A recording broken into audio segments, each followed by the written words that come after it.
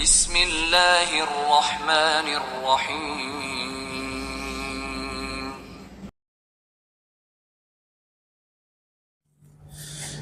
Assalamualaikum warahmatullahi wabarakatuh.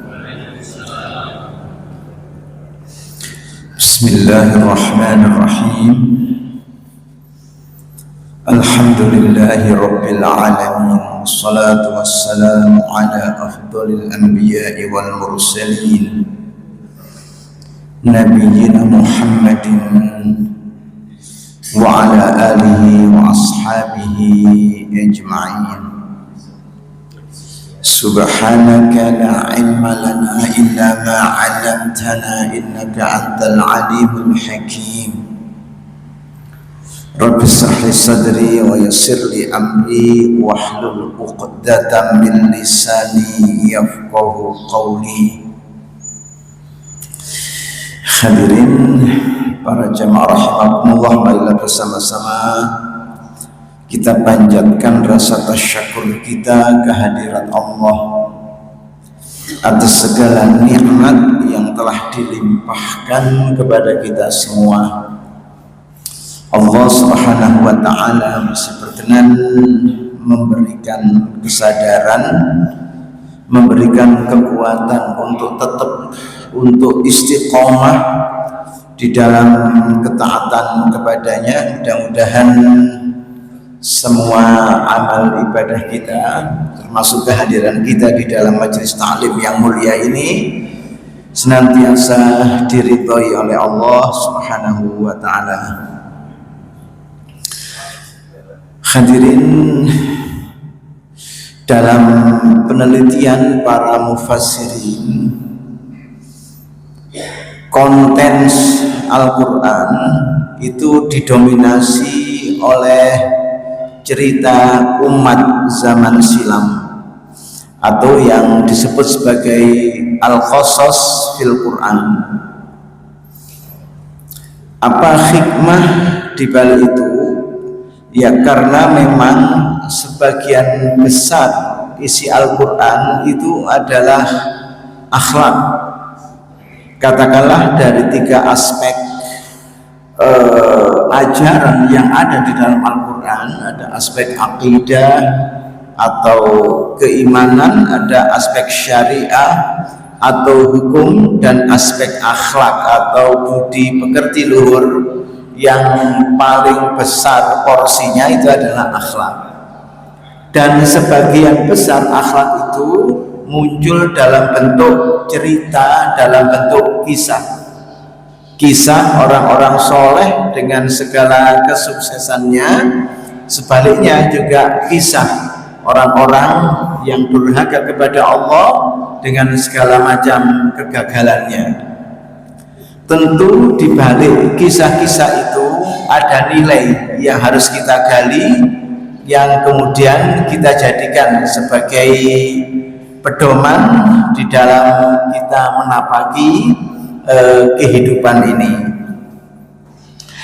Di antara kisah itu adalah tentang hamba Allah yang soleh namanya Luqman.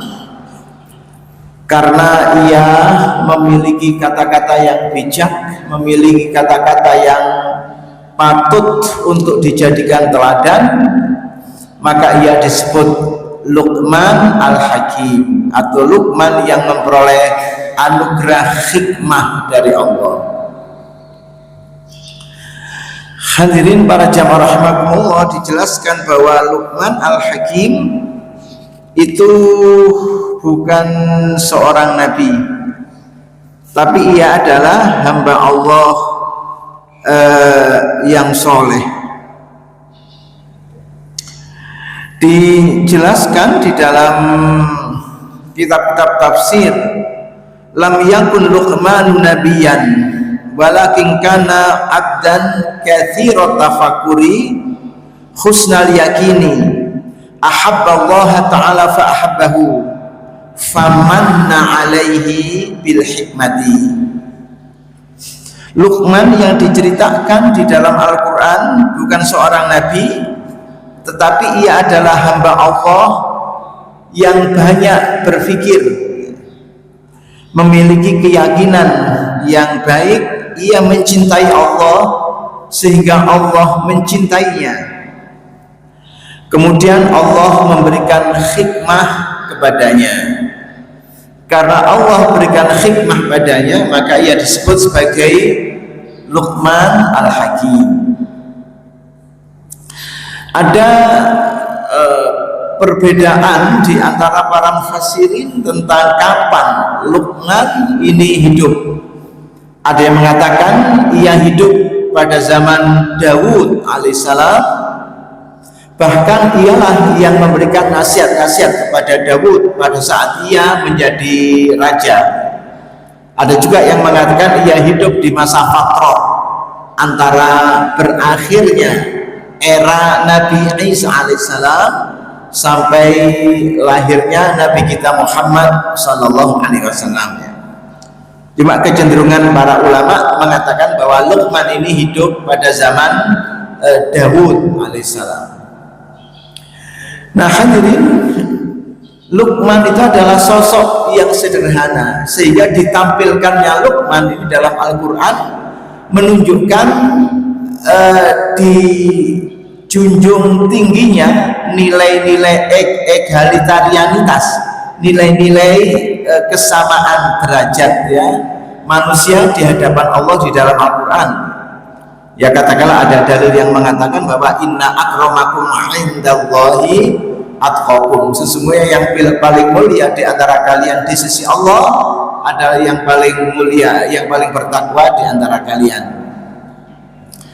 Nah hadirin, diceritakan bahwa Luqman ini secara fisik terbilang sederhana, bahkan dikatakan memiliki fisik yang tidak standar. Dikatakan Luqman ini orangnya pendek, kulitnya hitam legam, hidungnya pesek, bibirnya tebal, kakinya bengkong. Ada keterangan begitu. Rambutnya keriting ya, seperti Pak Sam rambutnya keriting. Tapi seperti tadi kami katakan, ia memperoleh derajat yang sedemikian tingginya, yang sedemikian mulianya di sisi Allah, sehingga namanya disebutkan dalam Al-Quran, nasihat-nasihatnya yang indah itu disebutkan dalam Al-Quran, kendati pun ia bukan seorang nabi. Nah ini untuk menunjukkan bahwa Allah Subhanahu wa ta'ala memberikan penghargaannya kepada hamba-hambanya bukan karena fisiknya, bukan karena jabatannya, bukan karena kekayaannya, tetapi karena ketakwaannya kepada Allah Subhanahu wa ta'ala.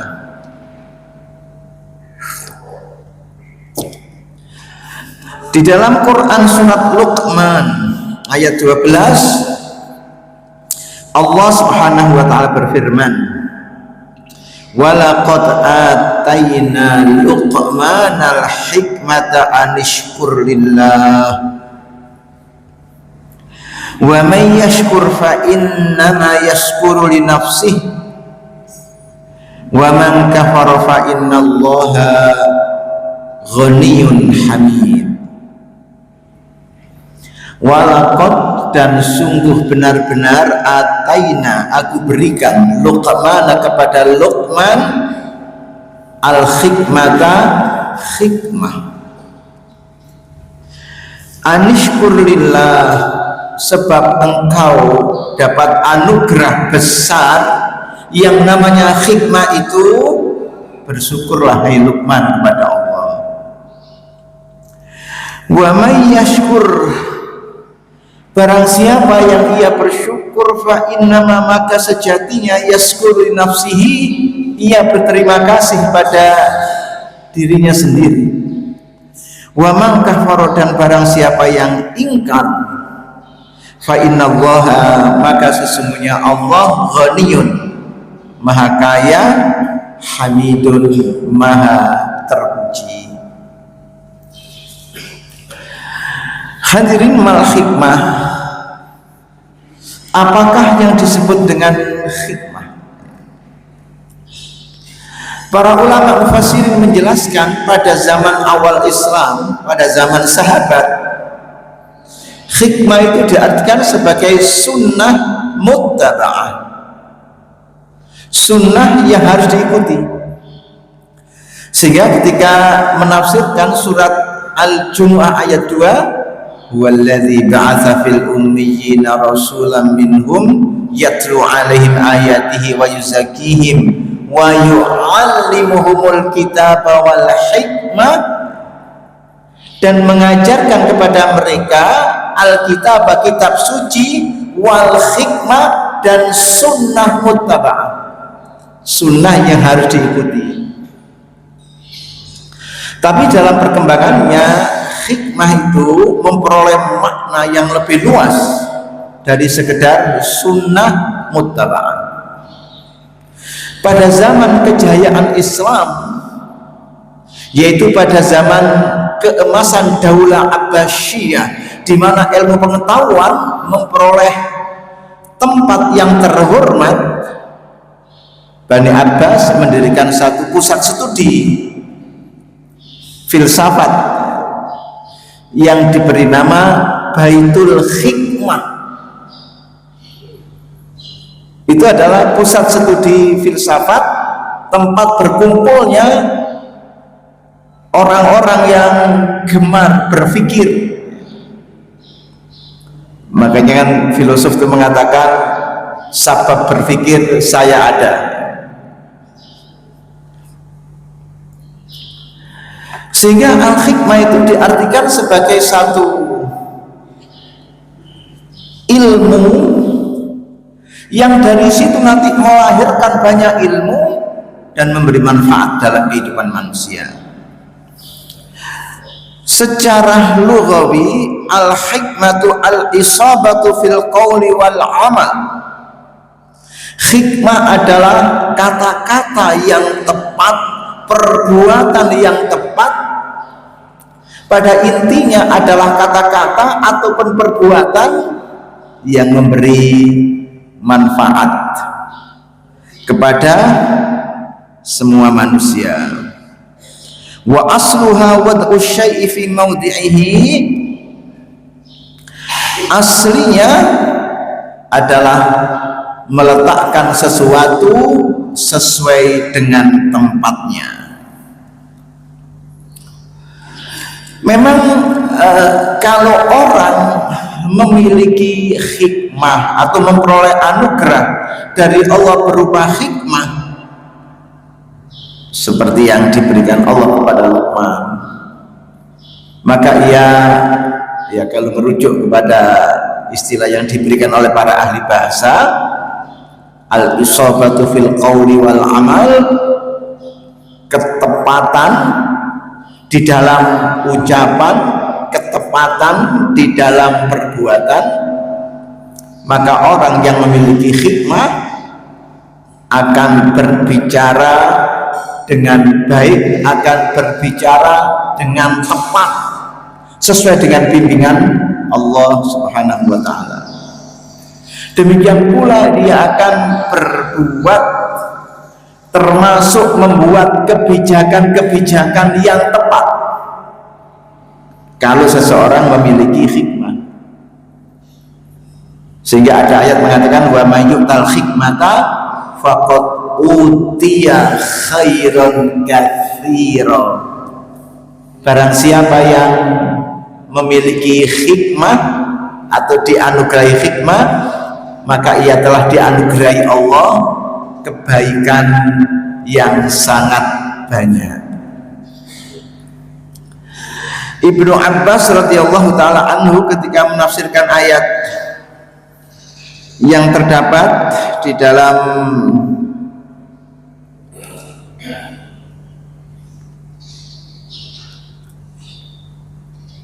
ayat yang mengatakan, maka nali basyarin ayyutiyahul kitaba wal hukma wan nubuwata Tsumma yaqulu lin-nasi kunu ibadan li min dunillahi walakin kunu rabbaniyina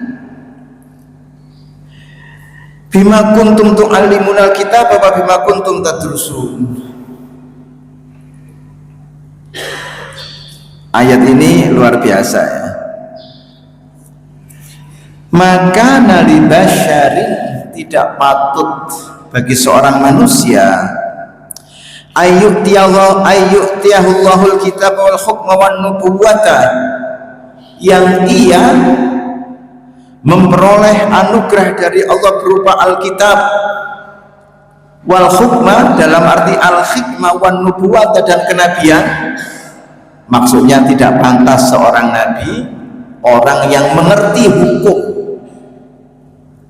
yang terdapat di dalam kitabullah, mengerti hukum yang terdapat di dalam sunnah Rasulullah.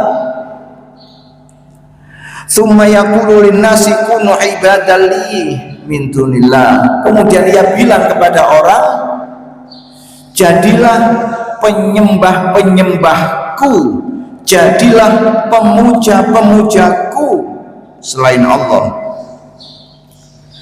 Sepatutnya pasti ia akan bilang kepada orang, kunu robbaniyina, jadilah manusia-manusia robbani, bima kuntum tu'allimunal kitab wa bima kuntum tadrusun, sebab kalian mempelajari, sebab kalian mengajarkan kitab suci.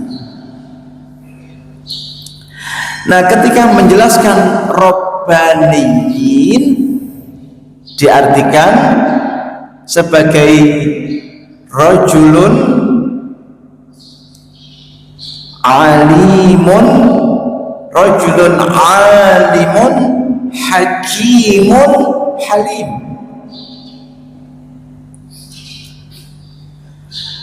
Sehingga seseorang dikatakan sebagai Rabbani, terpaut dengan Rabbul Alamin, kalau di dalamnya berhimpun tiga hal tadi: alim, hakim, halim. Ini penjelasan Ibnu Abbas radhiyallahu anhu. Alim, memiliki ilmu karena ia belajar kitab suci, bahkan kemudian mengajarkan kitab suci. Tapi pada saat yang sama ia halim, santun, tawadhu, omongannya lembut, perbuatannya bermanfaat. Al-isaba fil qawli wal amal, kata-katanya tepat, perbuatannya juga tepat.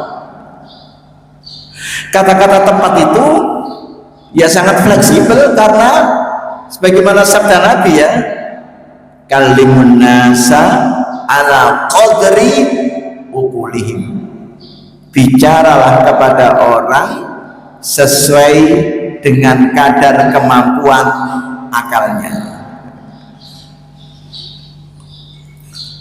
Halim, santun, halim, lembut, halim, tidak menyinggung dan kasar. Hakim, nah ini muncul kata-kata bijak. Alimun, halimun, hakim. Walaqad ataina Luqman al-hikmata, sungguh benar-benar aku berikan kepada Luqman hikmah, sehingga Luqman adalah sosok yang dekat di sisi Allah. Hai Luqman, sebab kamu memperoleh hikmah itu, maka usykur lillah, bersyukurlah kepada Allah. Nah, baru kemudian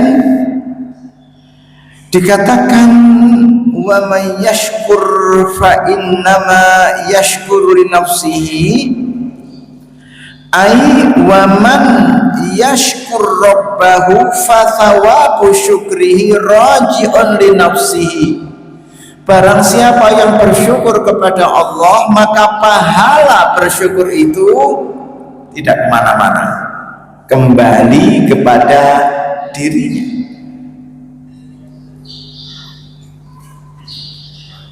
Lah itulah sebabnya bahwa bersyukur itu diperintahkan dalam agama, karena Allah Rahman, karena Allah Rahim kepada hamba-hambanya.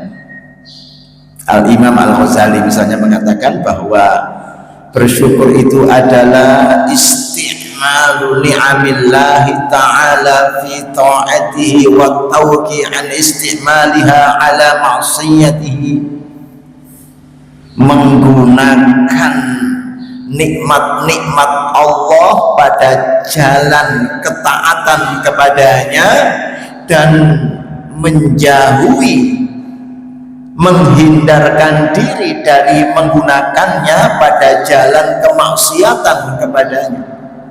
Itu definisi asyukru lillah, bersyukur kepada Allah.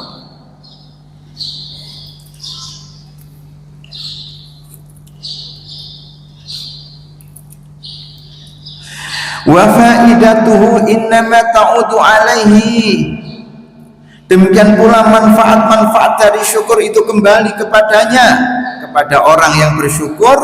Li'anna Allah ta'ala la yanfa'uhu syukru man syakara wa la yadurruhu kufru man kafara. Karena bagi Allah, bersyukurnya hamba yang bersyukur kepadanya tidak memiliki manfaat apa-apa.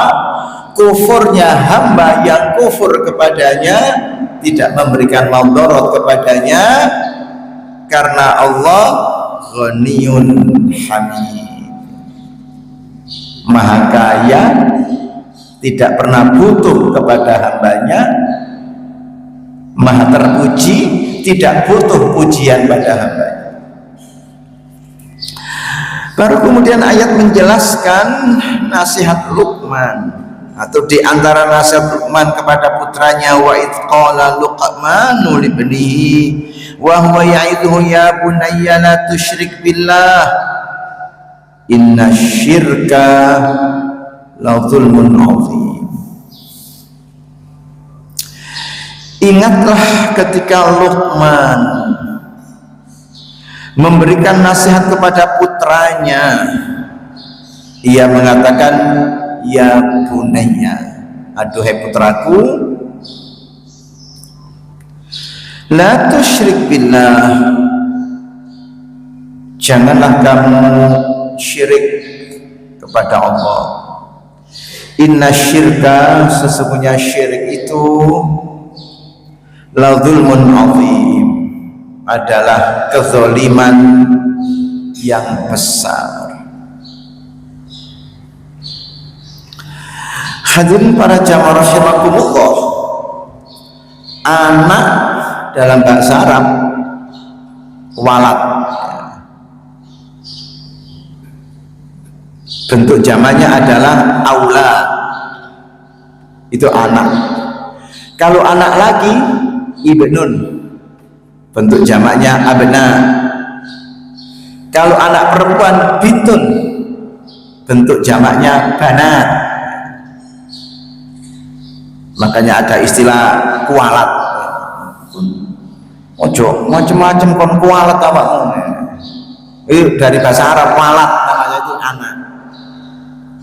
Jadi ada guru ngaji itu ya, muridnya kan banyak, kecil-kecil itu yang metik-metik pisan, sawat-sawatan apa namanya, kapur dan lain sebagainya. Lah guru ngajinya yang bawa anak kecil di sampingnya. Wih, jangan lempar-lempar kapur nanti kualat, maksudnya kena anak saya itu. Wih, cari Pak Iya tuh, lempar-lempar kapur ngarai kualat. Makanya berkembang istilah kualat dengan macam-macam penafsirannya itu. Padahal asalnya jangan lempar-lempar kapur nanti kualat, maksudnya ke anak saya itu loh, kualat.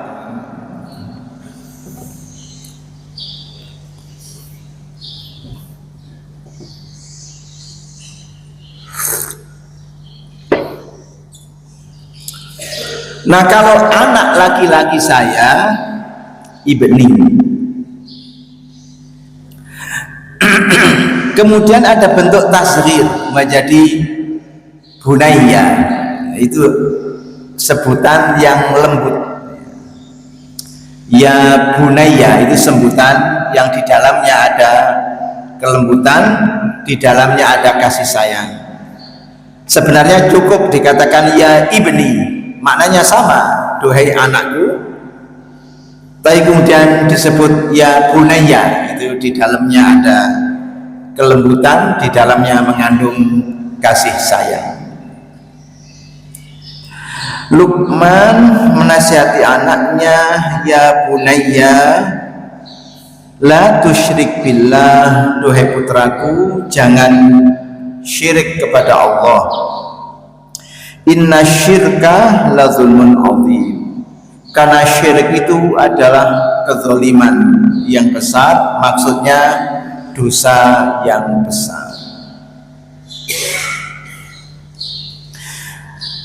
Hadirin, dalam sebuah hadis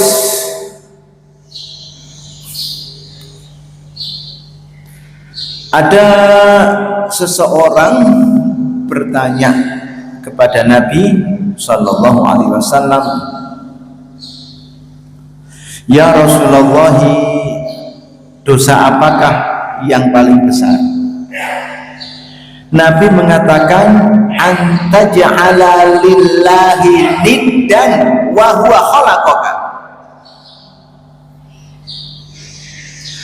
Kamu menjadikan tandingan pada selain Allah, padahal kamu menyadari Allah lah yang menciptakan dirimu. Artinya sesuatu yang tidak pantas, sesuatu yang tidak patut dilakukan oleh seorang hamba ketika ia menyadari bahwa dirinya adalah makhluk yang diciptakan oleh Allah Al-Khaliq, kemudian ia di samping menyembah Allah juga menyembah yang lainnya. Nah, menyembah sesuatu selain Allah di samping menyembah Allah, itulah disebut musyrik. Menjadikan sesuatu selain Allah sesembahan, di samping itu ia juga menyembah Allah. Lah, ini adalah pertanyaan yang atau jawabannya yang tepat dari sebuah pertanyaan yang barangkali sebelumnya sulit dijawab, ya. Apa itu? Terkait keberhasilan dakwah Nabi Sallallahu Alaihi Wasallam dalam waktu yang sangat singkat. Nabi berdakwah tidak lama, 23 tahun, 13 tahun fase Makkiyah atau fase sebelum hijrah, 10 tahun fase Madaniyah atau fase setelah hijrah. Ya memang ada perbedaan angka, tapi ya sekian bulan, ya bulatnya ya 23 tahun atau kurang sedikit atau lebih sedikit, tapi secara umum 23 tahun. Itu waktu yang sangat singkat untuk merubah secara revolutif keyakinan yang sudah meresap mendarah daging pada diri seseorang. Revolusi pemikiran, revolusi akhlak yang dijalankan oleh Nabi itu menuai kesuksesan yang luar biasa. Bangsa yang kalau dalam Al-Quran dituliskan, litunzira qauman ma unzira aba'uhum fahum ghafilun. Hai Muhammad, kamu ditugaskan untuk memberi peringatan kepada suatu kaum yang bapak-bapak mereka tidak pernah memperoleh peringatan, sementara mereka sendiri adalah kaum yang lalai. Coba bayangkan, satu kaum yang mewarisi kebodohan dari leluhurnya, dan ia tidak pernah merasa bahwa dirinya di dalam kebodohan. Itu adalah umat di mana Nabi ditugaskan berdakwah kepada mereka. Tidak lama, 23 tahun, umat itu berubah total menjadi umat yang patut diteladani, yang patut ditiru iman dan akhlaknya, karena ia dipuji oleh Allah dengan firman-Nya, radhiyallahu anhum wa radu an. Allah ridho pada mereka dan mereka ridho kepadanya. Dipuji oleh Rasulullah dengan sabdanya, khairun nasi qarni tsumma alladhi yalunahum tsumma alladhi yalunahum. Sebaik-baik manusia adalah yang segenerasi dengan aku, generasi sahabat. Baru yang berikutnya, baru yang berikutnya. Kuncinya apa? Tauhid. Makanya syirik itu dalam Islam dianggap dosa besar yang paling besar. Ada banyak dosa besar, tapi yang paling besar adalah dosa syirik. Sehingga siapa yang mati dalam keadaan memikul dosa syirik tidak memiliki kesempatan untuk memperoleh ampunan dari Allah. Innallaha la yaghfiru ay yushraka bihi wa yaghfiru ma duna dzalika liman yasha.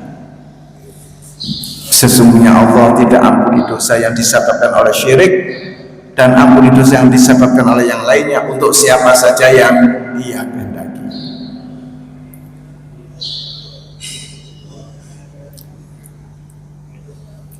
Kalau bicara sahabat-sahabat Nabi, ya kita pastikan sebagian besar dulunya adalah orang-orang musyrik.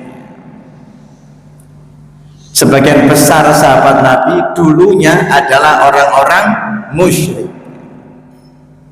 Kemudian memperoleh pencerahan tauhid dari Nabi sehingga menjadi generasi yang sebaik-baiknya.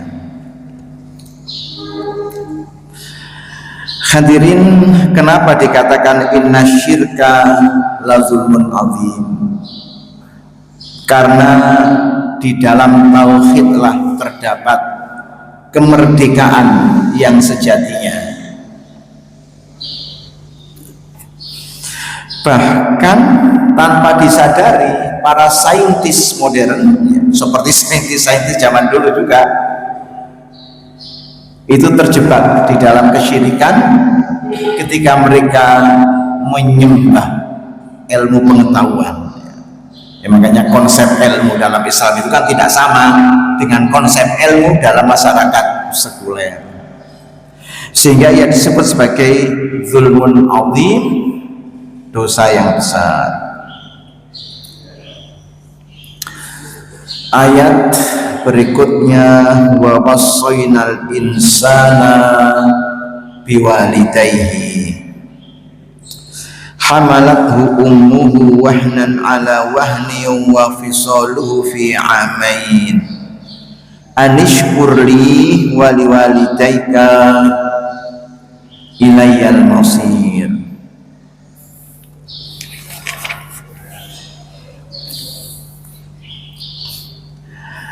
Wa wassaynal insana, aku perintahkan kepada manusia biwalidayhi, untuk berbuat baik kepada ibunya, untuk berbakti kepada dua orang tuanya.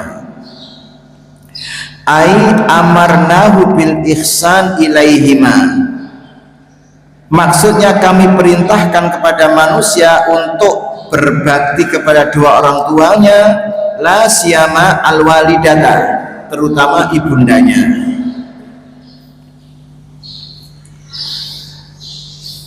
Hadirin, dalam Quran perintah kaitannya dengan orang tua itu pertama ihsan. Wa qadha rabbuka alla ta'budu illa iyyah wa bil walidaini ihsana. Tuhanmu telah perintahkan, janganlah kamu menyembah kecuali hanya kepadanya. Kemudian berbuat baiklah kepada kedua orang tua.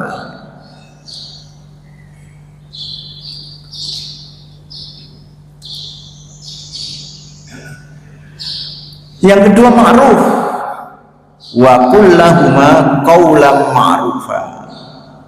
Katakan pada keduanya kata-kata yang indah. Makanya sering disampaikan oleh para ulama ya, siapa saja yang ditakdirkan oleh Allah bisa membersamai kedua orang tuanya saat kedua orang tuanya itu usia senja, usia sepuh, itu adalah ladang pahala yang luar biasa.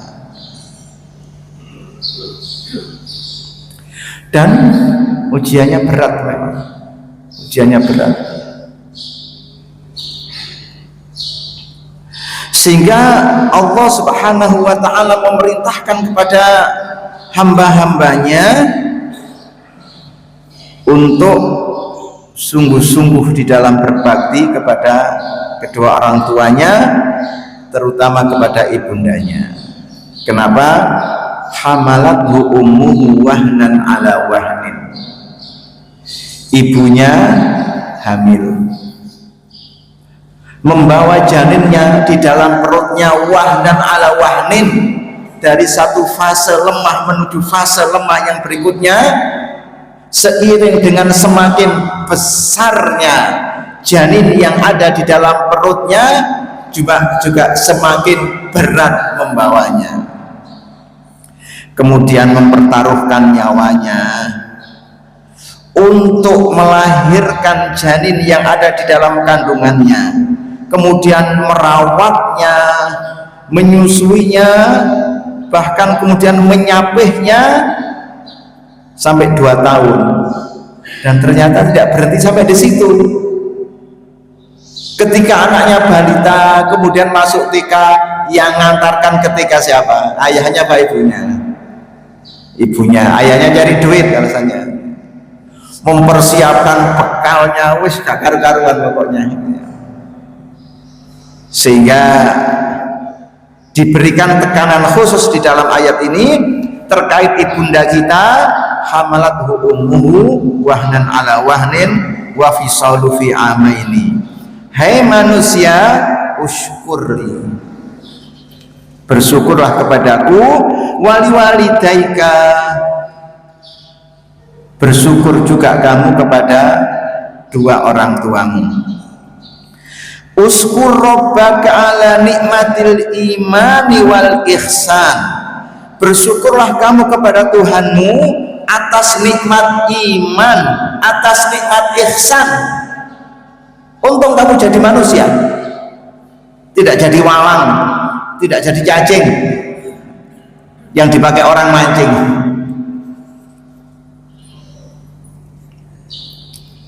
Washkur walidaika ala nikmati tarbiyah, berterima kasihlah kepada ibundamu atas nikmat perawatan yang kamu peroleh.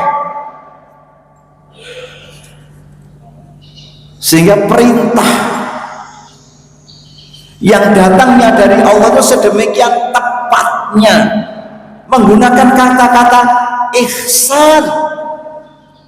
Karena orang tua kita sudah ihsan kepada kita, maka kita juga wajib ihsan kepadanya, memberi manfaat kepada pihak lain tanpa berharap balasan apapun, hatta ucapan terima kasih tidak berharap. Itu al-ihsan fil amal, ihsan di dalam kebaikan.